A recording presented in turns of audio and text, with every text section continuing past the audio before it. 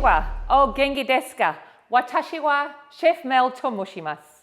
As you guessed, guys, today is time for some Japanese-inspired culinary quickies. Now, I love Japanese food. It is elegant, sophisticated, beautiful, and very healthy.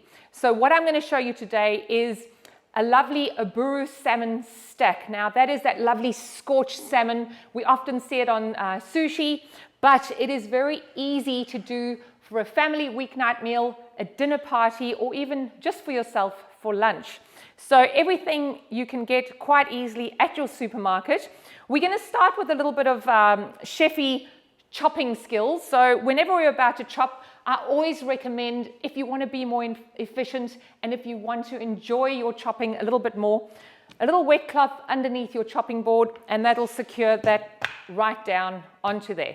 The second thing we need is a sexy, sharp knife. A sharp knife will literally change your life because it helps you look more efficient and enjoy chopping that much more.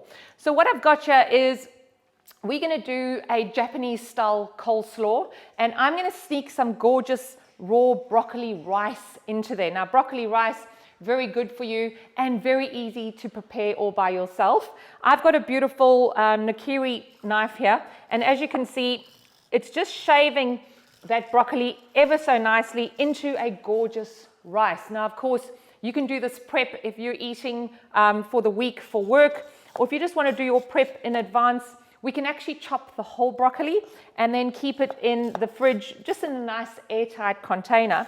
But for us right now, I'm just going to cut down just enough for 1 or 2 portions. And if you want to, you can actually cut that stalk down. The stalk, I always say, if you paid the same price for it, we need to use the whole broccoli. So I'm going to actually show you just with that stalk, and I've trimmed the end off. I'm going to cut it down into some nice thin slices, and then with my lovely knife is just cutting it down into a julienne cut. So a nice julienne cut, which is a 3D little matchstick, and then we just can take that knife through there again and do a nice fine dice. So let's put those to the side because we have enough. We want these to all be sort of bite size, and this is just like making a standard coleslaw. However, with a Japanese inspired coleslaw, we're going to use that gorgeous Kewpie mayonnaise, the Japanese mayonnaise, and I've got some here. Now, these knives are also nice because, as you can see, they act as a nice scoop, making you more efficient in the kitchen. So to bring that together and to bind it and to season it, I am also going to add some of the purple cabbage. Now, these are actually tiny little purple Brussels sprouts, which I found at my local market. So I've just sliced those down exactly like I did that broccoli, and I'm going to pop some of that in there. Now, of course, you can put anything you want into your little coleslaw. I'm going to just stick with that broccoli rice and our cute little purple cabbage or purple Brussels sprouts. Now to bind this, I'm going to use some of the Kewpie mayo, and if you want to go for a lower fat alternative, of course you could use, and it wouldn't be a Japanese inspired, but you could use, of course, a fat-free Greek yogurt or anything just to really bring it together.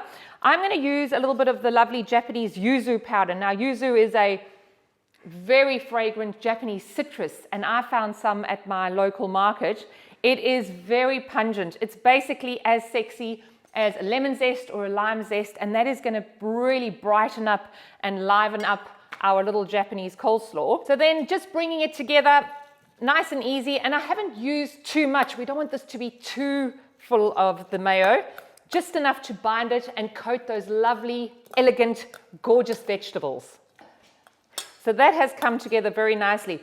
If you are doing your prep the day before, I only recommend putting the mayo on or the binding just before you serve this. Otherwise, it will go very soggy.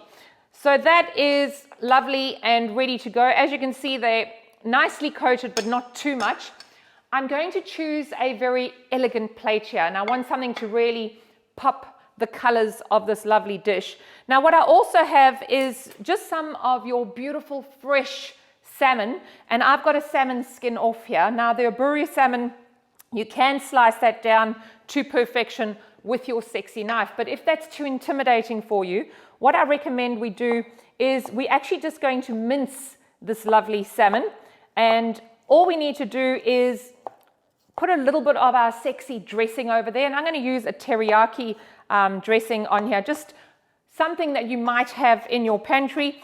And I'm going to use my lovely knife here just to chop that down and get it into a nice fresh little bit of salmon mince. Now, this is going to be very easy to put together. This is one of my favorite dishes to do if I'm looking for something healthy, something exciting, and just so it looks a little bit special. That should be enough for our one little portion. Now, of course, traditional Japanese, you would of course have the sushi. If you have a sushi mat, you can roll this into there.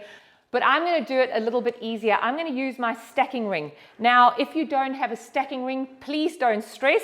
You can go to your pantry, get your peanut butter jar or even your jar of sesame seeds, a nice plastic jar. And if you take your bread knife and just chop the top and the bottom off, you will have a beautiful piece of plastic that you can use as your stacking ring. It's also good to use that up. Now to assemble this. So I've got the stacking ring there, and you could of course use your little piece of plastic.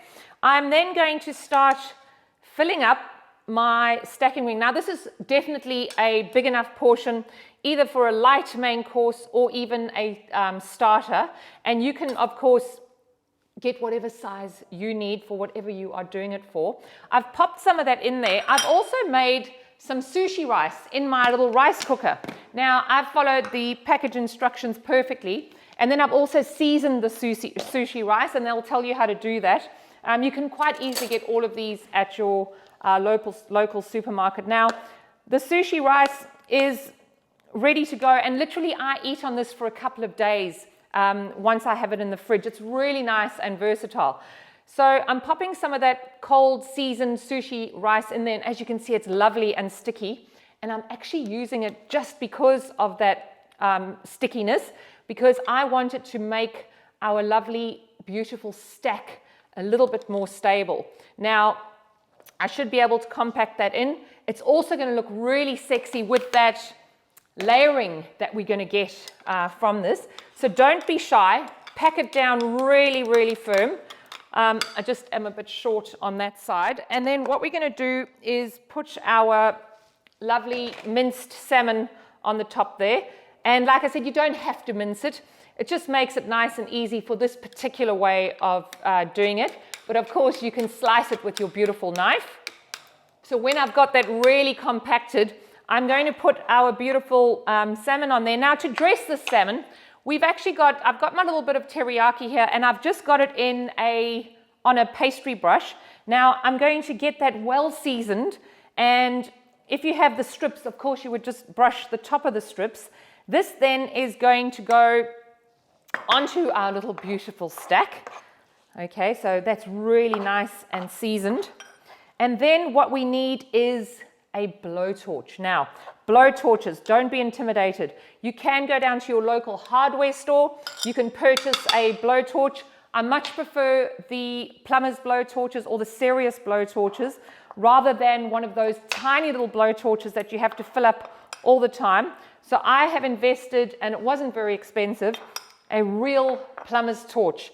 And that is why I don't mind doing dishes like this all the time, because it's nice and easy and very efficient to use as well. And you deserve to have a good one. So I love to clean as I go. It just makes eating that much more pleasurable. I've compacted that lovely salmon in, and now all we need to do is feed this just using the back of your spoon and just press it down so that when it comes out, we've still got that lovely shape. And as you can see, it is all staying together perfectly because we pressed down firmly.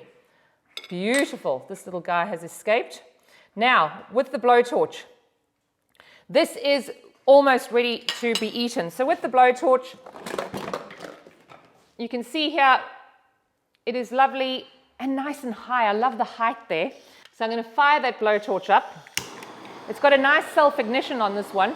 And then just have a little bit of a long-distance relationship just to start. And we just are going to blowtorch or scorch that salmon with its beautiful, sticky, sugary sauce. So this really is going to eat very well. And as you can see, it's actually quite stress-free once you know about all the little tricks and making sure that you compact it down very firmly indeed. And that is also going to be very tasty and perfectly healthy. What else could we ask for? Now, we can serve it like that, but what we want to do is really add just a little bit of culinary bling. I always like to add those final touches, those finishing touches, just to make it a little bit more chefy. Now, what I've done is with the spring onion, I've actually chopped up the whole spring onion, but with these beautiful green parts, please don't throw them away. These are actually the best part. I've cut them about that wide. I've then taken my lovely knife, I've strip cut them, and then I put them into a little bit of cold water and into the fridge. And what they do is they get a lovely perm in the fridge and they curl up and they are perfect for garnish. Looking very elegant, and obviously that little bit of a signature of freshness as well. I'm also going to add these gorgeous crunchy sweet potato fries. Now let me show you, this is ready to serve, but let me quickly show you how to make those. So what I've done is I've got a raw sweet potato here. I've got one of those amazing little julienne peelers, and these are fantastic for cooking down your sweet potato very quickly because they are going to really get it nice and small and easy to cook. So just pulling it nice and firmly, just like peeling a potato or anything else. So nice and quick and easy. And that is a julienne strip of our sweet potato. I'm just going to pop a little bit of a veggie oil on there, and this is just to get them ready for the air fryer. So I do want them to have that little bit of lip gloss on there, and you can use any veggie oil that you like. So just tossing them around, making sure they are well coated, and then into the air fryer they go. And this will literally take about 4 to 6 minutes, so do not put them on for a complete cycle, and they'll be beautiful and crispy and very, very sexy. So we're going to take those lovely sweet potato fries that were terribly easy to make, and these are going on the top. I love getting that gorgeous height. It looks ever so much more expensive. I also went into my garden this morning and picked some of these bright pink snapdragons, and those are going on the top as the crowning glory. And there we have it, guys, our beautiful Aburi Salmon Stack. And that is going to eat very well. It's beautiful, sophisticated, and of course, very healthy. Enjoy, guys.